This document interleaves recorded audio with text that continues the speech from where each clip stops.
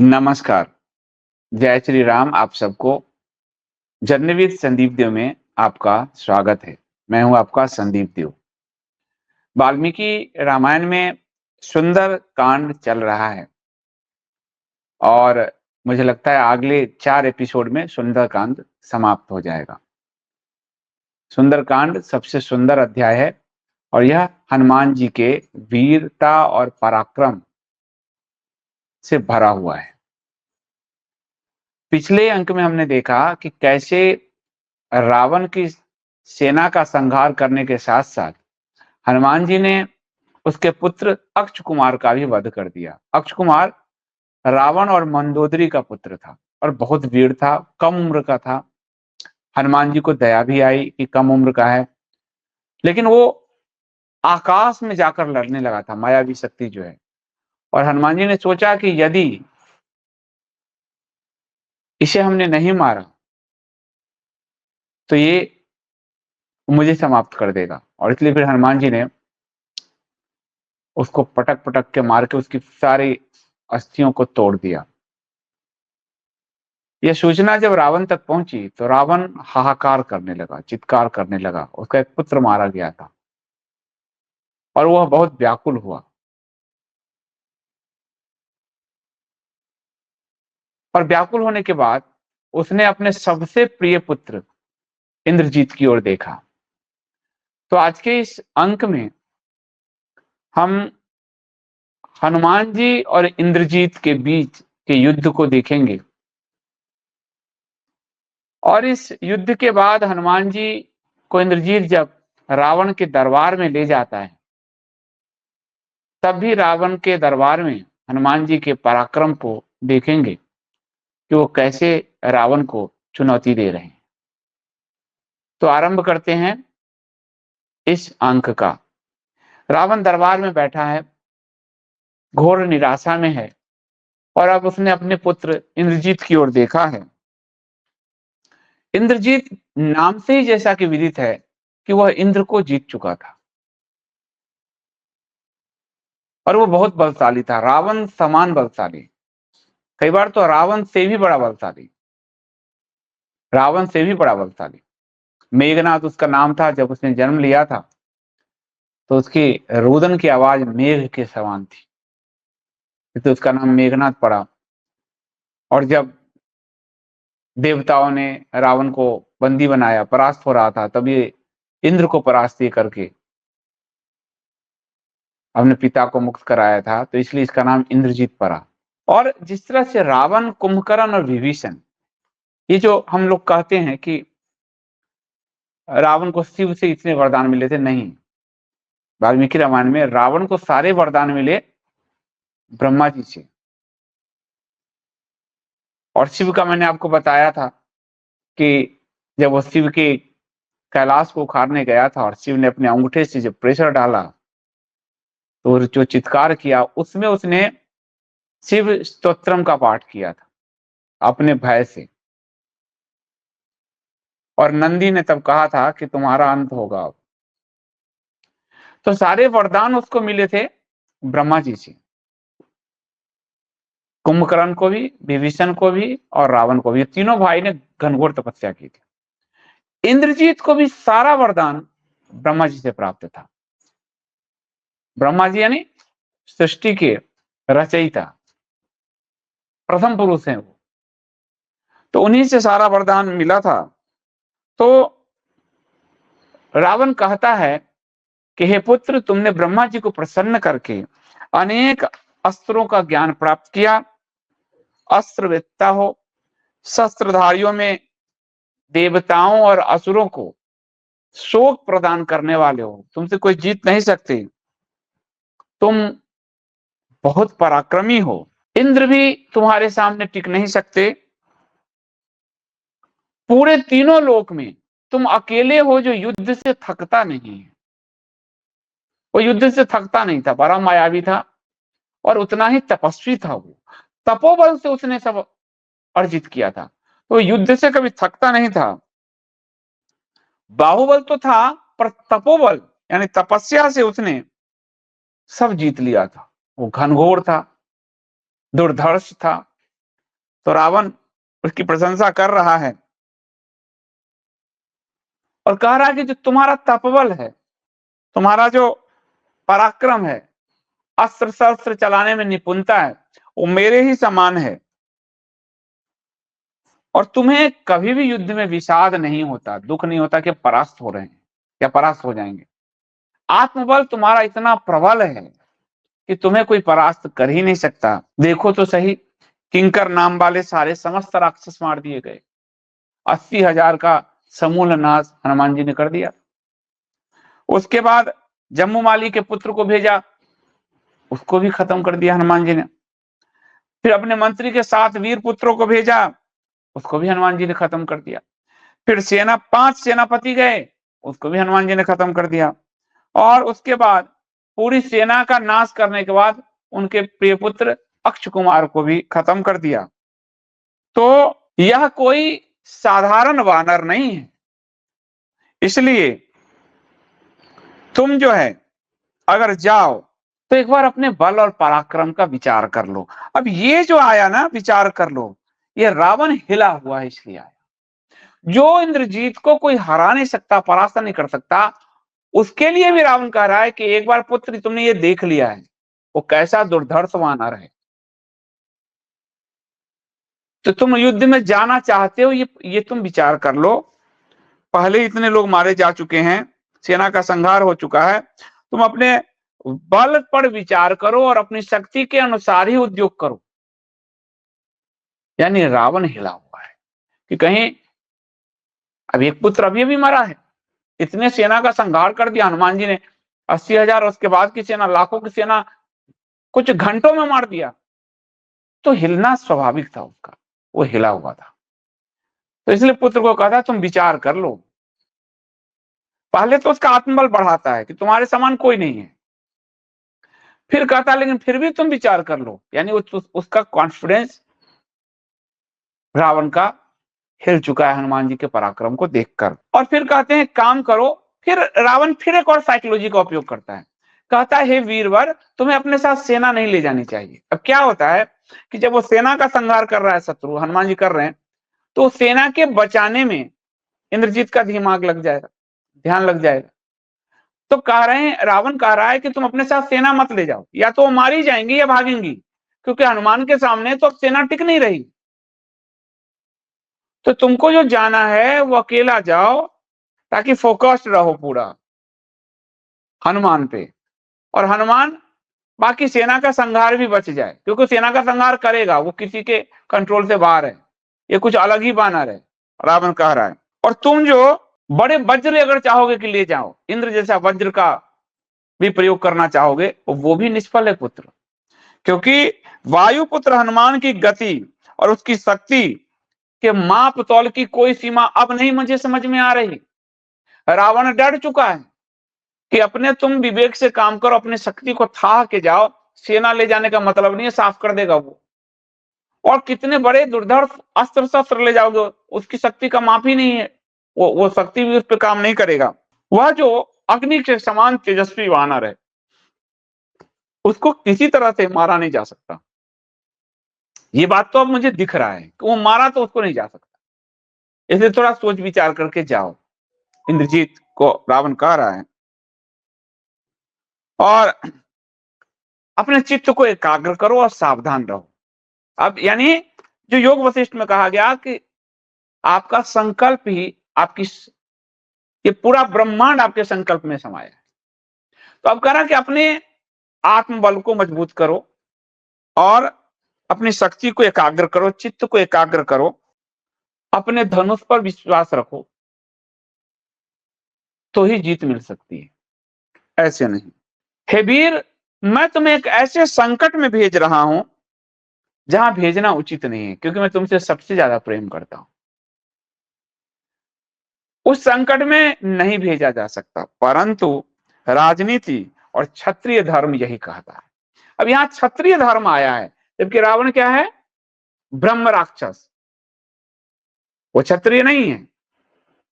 पिता ब्राह्मण थे, माता उसके राक्षसी थी, और वो ब्रह्म राक्षस कहा गया। उसके जन्म से पूर्व उसके पिता ने कहा कि यह राक्षसी प्रवृत्ति का होगा। लेकिन क्षत्रिय धर्म का क्या मतलब है? मतलब शीश उतार देना या शीश कटा देना, युद्ध से पीठ ना दिखाना, क्षत्रिय धर्म का यही मतलब है। इसलिए वो यहां क्षत्रिय धर्म का आया है प्रयोग। यानी आपको भगवान श्री कृष्ण जो कहते हैं गुण कर्म विभाग सा, वो यहां वो गुण और कर्म क्षत्रिय का है इंद्रजीत के समक्ष कि तुम्हें क्षत्रिय धर्म, मेरा तो धर्म कह रहा है कि मैं तुम्हें ना भेजूं, इस विकट काल में तुम्हें वहां ना भेजूं, लेकिन राजनीति यही कहती है कि अगर ना भेजूं तो कायरता कहलाएगी। और क्षत्रिय धर्म यही कहता है कि सामने अगर दुश्मन है तो दुश्मन से लड़ो। ये पूरे उस मिथ को जो हमारे जाति के आसपास बुना गया पश्चिम के द्वारा, उस पूरे को तोड़ देता है। रावण इंद्रजीत क्षत्रिय नहीं है जन्म से, लेकिन कर्मगत यहां क्षत्रिय बोध वाल्मीकि जी लिख रहे हैं कि क्षत्रिय धर्म यह कहता है कि शत्रु द्वार पर खड़ा है, ललकार रहा है, पुत्र मेरे मारे गए, मेरी सेना नाश हो गई, मेरा हृदय कहता है कि तुम्हारे प्रति इतना स्नेह है कि तुम ना जाओ, लेकिन राजनीति और क्षत्रिय धर्म कह रहा है कि जाना तो पड़ेगा। तो छात्र धर्म जो है यहां ये जितना जो हम लोगों के हिंदू समाज पर लांछन लगाया गया, उस लांछन को यहां वाल्मीकि जी का बड़ा जबरदस्त जवाब है। वाल्मीकि जी तो जानते भी नहीं थे भविष्य में लांछन लगाया जाएगा। वर्णाश्रम को भी लोग कुटिलता पूर्ण दृष्टि से देखेंगे, अपनी राजनीति के लिए प्रयोग करेंगे, अपने राजनीतिक फायदे के लिए आयोग बनाएंगे, एक्ट बनाएंगे, संविधान का नाम लेंगे, संविधान में घुसेड़ेंगे, मालूम ही नहीं था। लेकिन जो धर्म है, ब्राह्मण धर्म, क्षत्रिय धर्म, वैश्य धर्म, शूद्र धर्म, और यहां क्षत्रिय धर्म क्या है?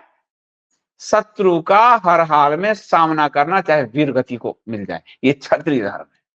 कौन लड़ रहा है ये महत्वपूर्ण नहीं है, वो ब्राह्मण लड़ रहा है या राक्षस लड़ रहा है, ये कौन लड़ रहा है, ये क्षत्रिय धर्म है, युद्ध और उसमें पीठ ना दिखाना।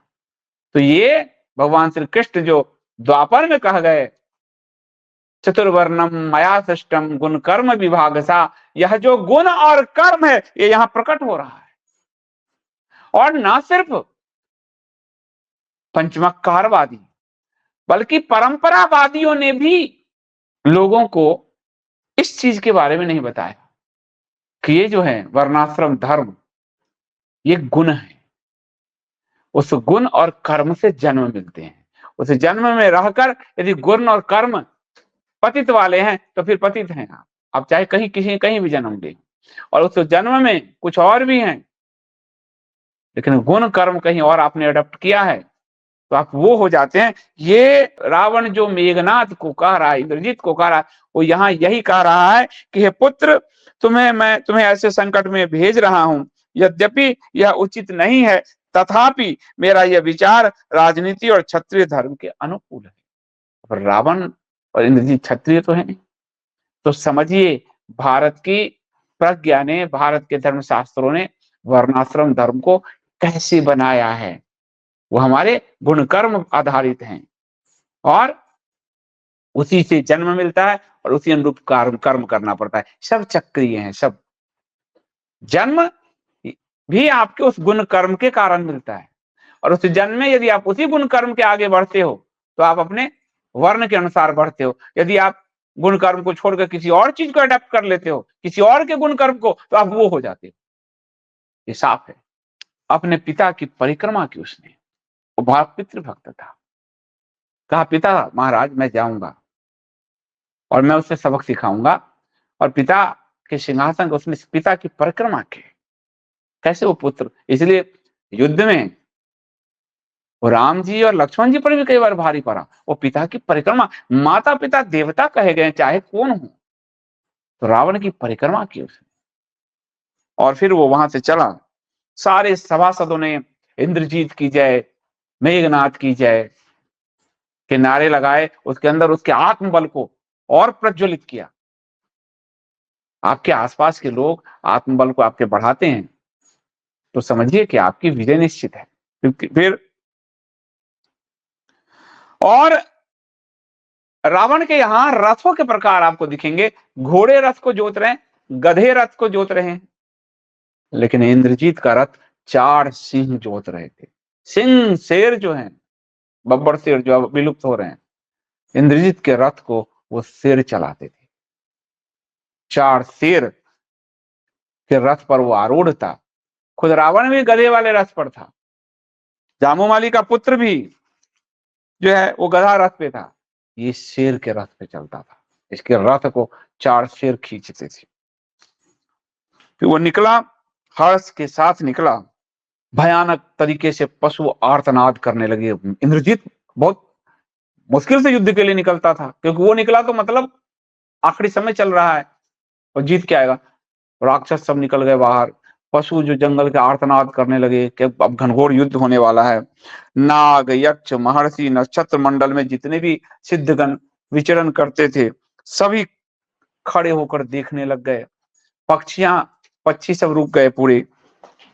और उसने अपने ध्वजा, इंद्रजीत था तो अपने ध्वजा को भी इंद्र के आकार का विशाल ध्वजा वो लेकर, उसके रथ में जुटा हुआ था, लेकर वो उस रथ पर सवार होकर वो चला। हनुमान जी को लग गया कि कोई वीर आ रहा है, बड़ा भयंकर वीर, कोलाहल हो रहा है। हनुमान जी ने अपने आकार को और बड़ा किया, थोड़ा और बड़ा किया। फाटक पर प्रतीक्षा तो कर ही रहे थे, और उसने पहुंचकर अपने धनुष को खींचा और दोनों एक दूसरे से लड़ गए। पृथ्वी के आकाश के आए, भयंकर युद्ध ठन गया हनुमान जी और इंद्रजीत में। वो जो भी बाण चलाता हनुमान जी उसको व्यर्थ कर देते। बाण को इंद्रजीत के निशाने कभी चूकते नहीं थे, इतना सटीक निशाना था उसका। जिस लक्ष्य को साधा इंद्रजीत ने, उसे वो भेद देता था। लेकिन जहां हनुमान जी पर लक्ष्य साधे, हनुमान जी वहां से गायब हो जाए। उसको जो है उसके सारे बाण व्यर्थ होने लगे। मतलब उसके बाण की गति से कई गुना तेज, इसलिए पवन पुत्र हैं वो। हनुमान जी वहां से गायब हो जाते, उस जगह को ही बदल देते, और ये परेशान होने लगा। ये खुद मायावी था, इसके बावजूद परेशान होने लगा, क्योंकि उसके बाण व्यर्थ हो रहे थे, उसके बाण लक्ष्य पर लग नहीं रहे थे, और परेशान हो गया वो। हनुमान जी खड़े होते, जहां वो मारता वो गायब हो जाते, वहां निकल जाते हाथ।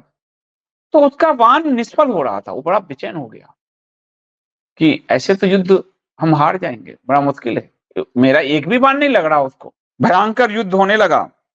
अमोघ बाण, ऐसे बाण जो मंत्र सिद्ध बाण थे, जो अपना निशाना चूक ही नहीं सकते थे, ऐसे अमोघ बाण सब उसके व्यर्थ होने लगे हनुमान जी पर। हनुमान जी गायब, हनुमान जी सामने प्रकट हो जाते जाते, इधर उनकी गति, हनुमान की गति के आगे उसके बाण बौने पड़ने लगे इंद्रजीत की। उसको बड़ी चिंता हुई, उसने कहा मार तो नहीं सकता इसको, ये मेरे से मर ही नहीं सकता। इंद्रजीत पहली बार इंद्र को जीतने वाला, कह रहा ये तो मेरे से मर ही नहीं सकता, मेरे बाण तो निशाने पर लग ही नहीं रहे, मुझे इसे कैद करना होगा। अब ये तो तय हो गया कि मरेगा नहीं, एक भी बाण, मेरे बाण उसको छू ही नहीं पा रहे, जबकि उससे पहले अक्षय कुमार के बाण लग गए थे हनुमान जी को। इंद्रजीत जितना वीर था उसके बाण, क्योंकि हनुमान जी ने वो समझ लिया कि ये बड़ा इंद्रजीत आ रहा है, उनकी तैयारी उस अनुरूप थी। फिर हनुमान जी को बांधने के लिए उसने ब्रह्मास्त्र का प्रयोग कर दिया। ब्रह्मास्त्र जो अंतिम अस्त्र है, परमाणु बम जिसको कहो, और ब्रह्मास्त्र में था कि मंत्र के अनुरूप आप ब्रह्मास्त्र को कहते कि इसको मारना है, इसको बांधना है, जो भी कहोगे लक्ष्य साध के। जैसे कि अश्वत्थामा ने गर्भ को लक्ष्य साधा था उत्तरा के, तो जैसे रामचंद्र जी ने कुशा को ही ब्रह्मास्त्र बनाकर इंद्र के बेटे कौवे के पीछे जो लगा दिया था, तो भागता रहा पूरे ब्रह्मांड। तो जो लक्ष्य, फिर तो वो लक्ष्य चूकेगा ही नहीं, वो जहां जहां जाएगा वहां वहां ब्रह्मास्त्र पीछा करेगा। तो इंद्रजीत ने कहा कि अब ब्रह्मास्त्र का प्रयोग करना होगा इसे बांधने के लिए, और उसने ब्रह्मास्त्र चला दिया, और ब्रह्मास्त्र हनुमान जी को लगा, और हनुमान जी निश्चेष्ट होकर पृथ्वी पर गिर गए। कुछ क्षण के लिए निश्चेष्ट हो गए, यानी चेतना शून्य हुई कुछ सेकंड के लिए, और पृथ्वी पर गिरे। लेकिन हनुमान जी को ब्रह्मास्त्र की पीड़ा नहीं हुई, कोई चोट नहीं पहुंचा। हनुमान जी तो सेकंड भर में चेतना उनकी गई और आई। उन्होंने ब्रह्मा जी को प्रणाम किया, कि उनका अनुग्रह ही है कि ब्रह्मास्त्र ने भी मुझे चोट नहीं पहुंचाया। जिन मंत्रों के देवता साक्षात ब्रह्मा हैं, उसको हनुमान जी ने प्रणाम किया। उनको याद हो गया कि ब्रह्मा जी ने वर दिया था कि मेरा अस्त्र तुम्हें एक ही मुहूर्त में अपने बंधन से मुक्त कर देगा, कि मेरे अस्त्र का भी एक तो तुम मरोगे नहीं, और मेरा अस्त्र भी अगर किसी ने मारा तो कुछ सेकंड में तुमको अपने बंधन से तुम मुक्त हो जाओगे। यानी वो उनको लगा और ब्रह्मास्त्र का बंधन खुल भी गया। ब्रह्मास्त्र का बंधन अब काम का नहीं, हनुमान जी से झटका देते तो ब्रह्मास्त्र खत्म था। ब्रह्मा जी का यही वरदान था, ये नहीं कि वो बंधे हुए जो गए थे दिखाया गया। ब्रह्मास्त्र का यही था कि एक क्षण के लिए उनको ब्रह्मास्त्र ने किया, और ब्रह्मा जी का आशीर्वाद था कि उस एक मुहूर्त के बाद ही तुम ब्रह्मास्त्र के बंधन से मुक्त हो। लेकिन हनुमान जी ने कहा ना, यहां सम्मान करता हूं और इस इंद्रजीत को धोखे में रखता हूं, क्योंकि इसने यही सोचा कि ब्रह्मास्त्र का काट इसके पास नहीं है, तो मैं बंधा ही रहता हूं। हनुमान जी पर निष्प्रभावी हो चुका, सेकंड बार उसे प्रभावी हुआ, लेकिन हनुमान जी ने सोचा इसको निष्प्रभावी नहीं करता हूं, क्योंकि एक तो ब्रह्मा जी का सम्मान रह जाएगा। इन राक्षसों के बीच में सब जगह ब्रह्मा जी का है भगवान, एक तो ब्रह्मा जी का सम्मान रह जाएगा, तो मैं इससे छुटकारा नहीं पाता हूं, और फिर मुझे रावण को नजदीक से देखने का भी अवसर मिल जाएगा, बांध के ले गया तो वो कह रहे हैं कि लोक गुरु ब्रह्मा के प्रभाव से मुझ में इस अस्त्र के बंधन से छुटकारा पाने की शक्ति नहीं है, ऐसा जानकर इंद्रजीत ने मुझे बांधा है। तथापि मुझे भगवान ब्रह्मा के सम्मानार्थ इस अस्त्र बंधन का अनुसरण करना चाहिए, तथापि मेरे से पर अप्रभावी हो चुका है। तो उस अस्त्र की शक्ति, अपने ऊपर पितामह की कृपा यानी ब्रह्मा जी की कृपा, उससे छूट जाने का सामर्थ्य, सब कुछ होते हुए भी उससे ब्रह्मास्त्र का अनुसरण किया। हनुमान जी ने कहा कि ले चलो, और उन्होंने कहा कि जब ये मुझे पकड़ के ले जा रहा है तो मुझे एक तो रावण का वैभव देखने को मिलेगा, उसकी राजसभा देखने को मिलेगी, उससे वार्तालाप करने का मिलेगा, तो शत्रु की थाह तो ले लूं। इसलिए उन्होंने कहा कि चलो, ले चलो मुझे। हनुमान जी ने कहा, इसके बाद राक्षस तो बुद्धि से, वैसे हनुमान जी ऐसे निश्चेष्ट पड़े हैं तो राक्षसों को लगा कि अब इसको तुरंत रस्सी से बांध लेते हैं, तो राक्षस सब रस्सी ले आया, बांधे। ब्रह्मास्त्र का एक और उसकी विधि थी कि यदि किसी और चीज से बांधा गया तो ब्रह्मास्त्र अपना असर खो देगा। तो राक्षसों ने रस्सी से बांध दिया तो ब्रह्मास्त्र का असर पहले ही खत्म था हनुमान जी पर, लेकिन अब इंद्रजीत को लगा कि तो ब्रह्मास्त्र का असर खत्म हो जाएगा, ये मूर्ख राक्षसों ने रस्सी से बांध दिया, अब ये फिर से न भाग जाए। लेकिन उसको आश्चर्य लगा कि हनुमान तो एकदम आज्ञाकारी की तरह चल रहे हैं हमारे साथ। इंद्रजीत बड़ा चकराया वो, तो उसको बड़ा आश्चर्य लगा कि क्या चीज है भाई, ये तो इसको तोड़ सकता है लेकिन फिर भी ये साथ चल रहा है। लेकिन वो जो है कहा कि ले चलो पिता महाराज के पास। जो है रास्ते में राक्षस चिल्ला रहे थे, इसे मार डालो, इसे काट डालो, इसे जला डालो, ये कौन है, ये कहां से आए, ये पता करो, इसको मार डालो। रावण की सभा में जब हनुमान जी पहुंचे, रावण का तेज बड़ा विकराल था, सोने का मुकुट पहनता था, रंग काला था, लेकिन उसकी तेज बहुत थी, विकराल। और हनुमान जी ने देखा कि ये तेज इसके तपोबल का है, तप के कारण इसने तेज, अगर ये अधर्म नहीं करता, पाप नहीं करता तो बड़ा ही सकारात्मक हो सकता था। उसका तेज बड़ा विकराल था। उस समय 10 ग्रीवा के साथ बैठा था वो, हनुमान जी पे और प्रभाव डालने के लिए अपने प्रकट कर लिए थे उसने 10 ग्रीवा को। वो माया भी था, इच्छाधारी था, 10 के 10 सिर्फ एक ही होते थे उसके, लेकिन जब चाहे प्रकट कर सकता था, प्रकट कर रखा था उसने।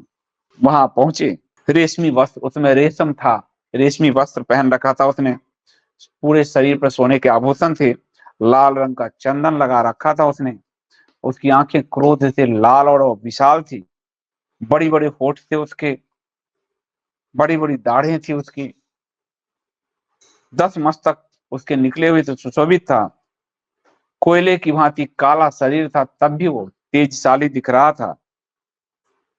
स्फटिक मणि से बना हुआ सिंहासन था जिस पर वो विराजमान था। 4 मंत्री दुर्धड़, प्रहस्त, महापार्श्व और निकुंभ उसके पास ही बैठते थे उससे मंत्रणा करने के लिए।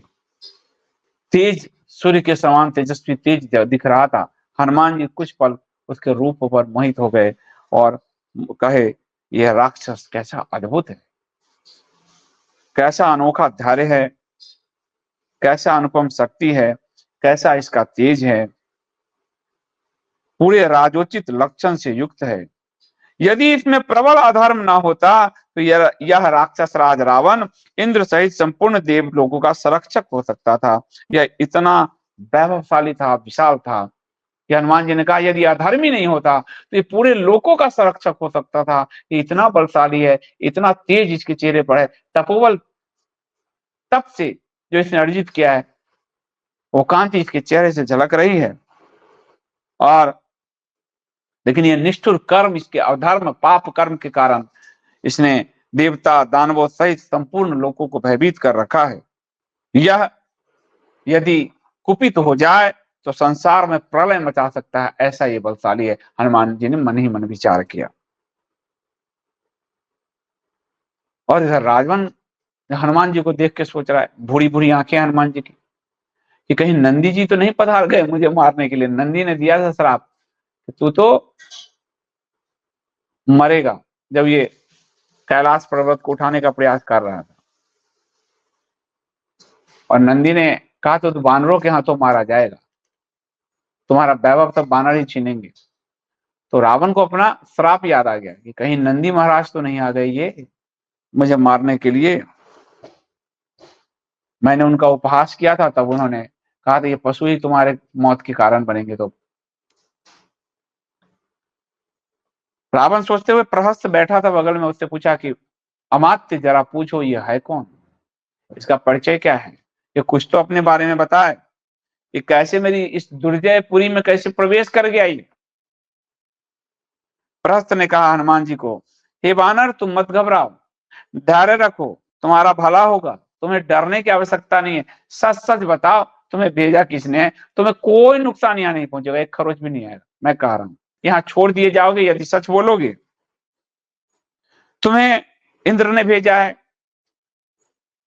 तुम्हें कुबेर ने भेजा है, यम ने भेजा है, वरुण ने भेजा है, या तुम्हें साक्षात विष्णु ने भेजा है, किसने दूत बनाकर भेजा है, सच सच बताओ। प्रहस्त पूछ रहा है। हनुमान जी ने कहा, ना तो मैं इंद्र का दूत हूं, न यम का, न वरुण का, न भगवान विष्णु का ही दूत हूं। कुबेर के साथ मेरी कोई मैत्री भी नहीं है जो तुम सोच रहे हो। मैं जन्म से वानर हूं और राक्षस राज रावण से मिलने के उद्देश्य से ही मैंने इस वन को उजाड़ा, अशोक वाटिका को, ताकि वो मिलने का रास्ता बने। और इतने लोगों को जो तुम्हारे राक्षसों को मारा वो इसीलिए ताकि मैं रावण से मिल सकूं।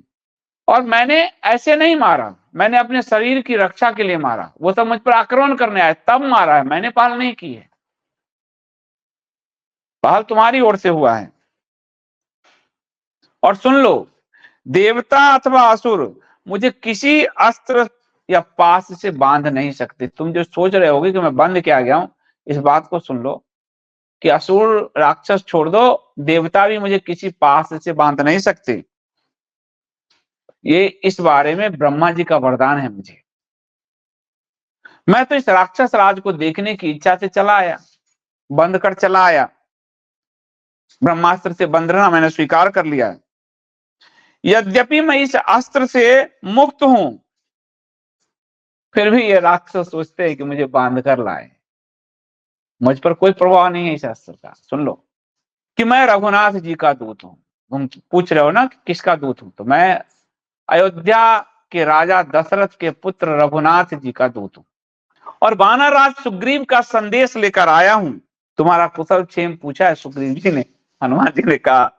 और सीता जो विदेह राज जनक की पुत्री हैं, जन स्थान पर तुम जो कहीं सीता खो गई, राम लक्ष्मण निकले उनको ढूंढने, सुग्रीव से मित्रता हुई, बाली का उन्होंने वध किया। उस मित्रता के अनुरूप ही सुग्रीव ने सीता जी के खोज के लिए इस समय पूरे विश्व में लाखों करोड़ों बानर भेज रखे हैं। पूरे विश्व में बानर अभी घूम रहे हैं सीता जी को खोज करने के लिए। और मैं वायु का औरस पुत्र हूं, सीता जी का पता लगाने 100 योजन समुद्र लांघ कर आया हूं। इसलिए मैं यहां आया हूं, मैंने देवी सीता का दर्शन प्राप्त कर लिया है जो दुर्लभ था। ये सब हो सका क्योंकि रघुनाथ जी ही निमित्त हैं, उन्हीं के कारण हो सका। मैं उन्हीं रघुनाथ जी का दूत हूं। इसलिए तुम एक बात समझ लो रावण, मैं जानता हूं कि तुम ब्रह्मा जी के आशीर्वाद से रक्षित हो, पर वो देवताओं गंधर्वों इन सब से हो। राम मनुष्य हैं और सुग्रीव वानर हैं, तुम बचोगे कैसे? क्योंकि यही दो से तुम मनुष्य और पशु, इससे तुम्हें बचने का कोई वरदान नहीं है। अब यहां भी स्पष्ट हुआ, हनुमान जी जो स्पष्ट कर रहे हैं, कह रहे हैं राक्षस राज सुग्रीव और रामचंद्र जी न तो देवता है, न यक्ष है, न राक्षस है। रघुनाथ जी मनुष्य और सुग्रीव बानरों के राजा, अतः उनके हाथ से तुम अपने प्राणों की रक्षा अब कैसे करोगे? तुम तो गए रावण के दरबार में ललकार कर, कह रहे हैं हनुमान जी। और यहां भी स्पष्ट हो गया कि बानर मनुष्य नाम की कोई जाति नहीं थी जो आर्य समाज आदि ने फैलाया, और बहुत सारे आधुनिक लेखकों ने लिख रखा है। मनुष्य थे राम जी, और सुग्रीव पशु बानर कपि श्रेणी वाले बानर। तो तुमने जो धर्म किया वही तुम्हारा वैभव है, लेकिन तुमने जो सीता हरण का पाप किया धर्म, अब वही तुम्हारा पराभव होगा, तुम्हारा अंत होगा। जनस्थान पर जो राक्षसों का संहार हुआ, 14,000 राक्षसों का, बाली का जो वध एक तीर से किया रघुनाथ जी ने, और श्री राम और सुग्रीव की जो मैत्री हुई, ये जो 3 चरण देख रहे हो ना तुम, इसको समझ लो कि तुम्हारे अंत का है। कि जनस्थान में 14,000 राक्षसों का संहार एक अकेले रघुनाथ जी ने किया था। बाली एक बाण से इतना बड़ा बलशाली बाली मारा गया, और सुग्रीव और राम की मित्रता हो गई है। तो अब तुम नहीं बचोगे, तुम अधर्म बहुत कर चुके। और सुनो तुम, मैं अकेला ही हाथी घोड़े रथ सहित पूरी लंका के तुम्हारा विनाश कर सकता हूं। अकेले मुझ में ये क्षमता है कि मैं तुम्हें पूरे लंका को मिट्टी में मिला दूंगा। परंतु रघुनाथ जी का ना तो ऐसा विचार है, ना आदेश है, इसलिए तुम बचे हुए हो। रघुनाथ जी ने आदेश नहीं दिया मुझे, वरना अभी की अभी लंका को सर्वनाश में दिखाता कि लंका का कैसे सर्वनाश होता है। जिन लोगों ने सीता जी का तिरस्कार किया है, उन्हें स्वयं रघुनाथ जी दंड देंगे, उसके उनके दंड का भागी तुम हो।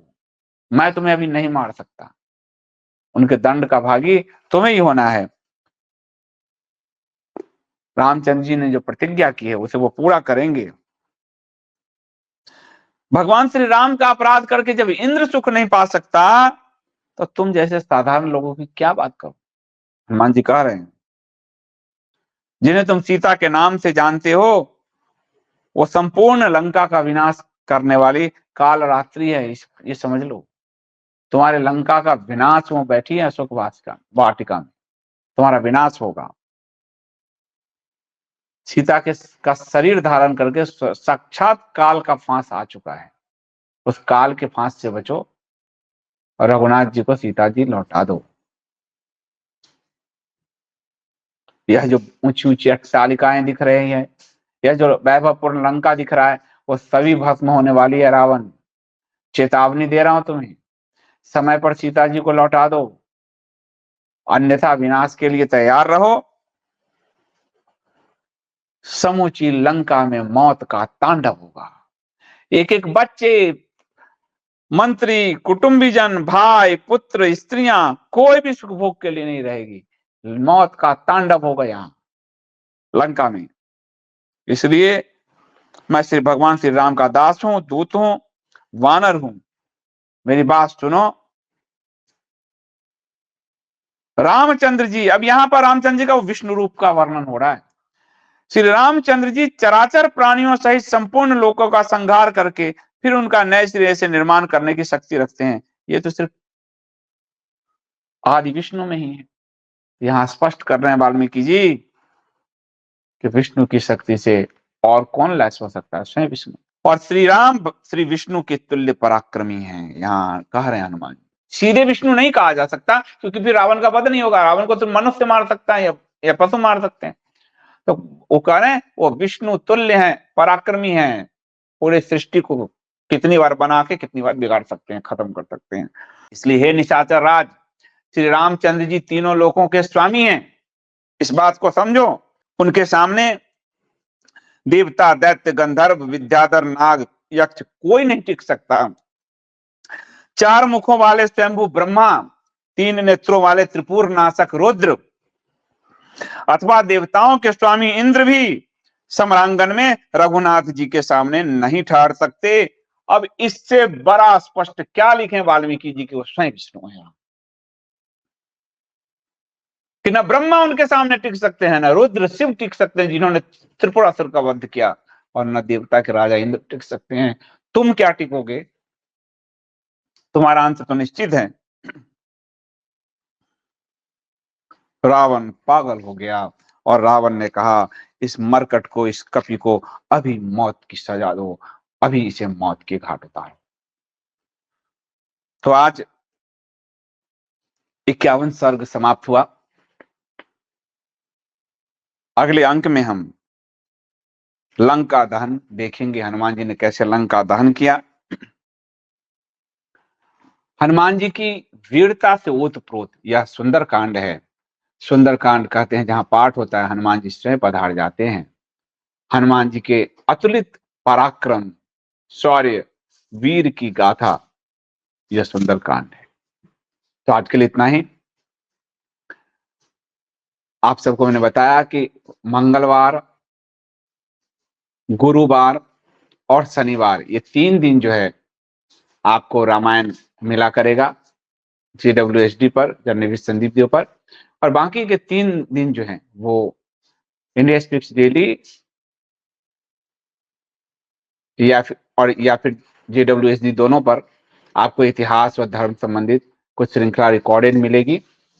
और रविवार को तो प्रश्न उत्तर सेशन दोनों चैनल का एक साथ होगा। सारे मेंबर जिन्होंने ज्वाइन बटन से मेंबरशिप ली है उनके साथ प्रश्न उत्तर होगा। तो अभी के लिए मुझे अनुमति दीजिए। आप सबके अंदर बैठे भगवान श्री राम को नमन करते हुए मैं अपनी वाणी को विराम देता हूं।